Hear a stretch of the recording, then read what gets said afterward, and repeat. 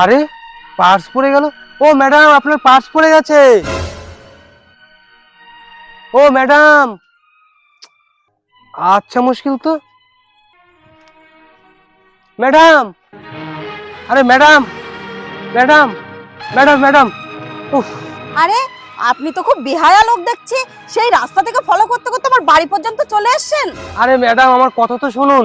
আমি আপনাকে ফলো করতে করতে বাড়ি পর্যন্ত আসিনি, আসলে রাস্তায় আপনার পার্স পড়ে গেছিল, সেটা দিতেই এসেছি। ওই দেখি দেখি দেখি। তো বলছি টাকা কটা নিয়ে নিতে পারতেন, নাকি দরদ দেখে ফেরত দিতে আসলেন?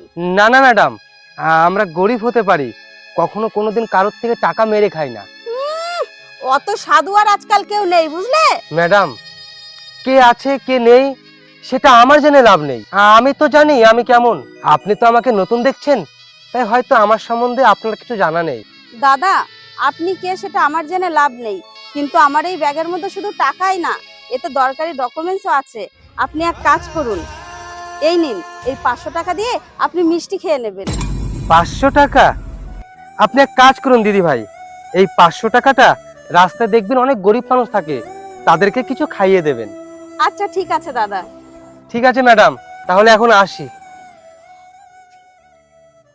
সত্যি আজকালকার দিনে এরকম সৎ মানুষ তো দেখাই যায় না। এতগুলো টাকা পেয়েও টাকাগুলো আমাকে ফেরত দিয়ে গেল।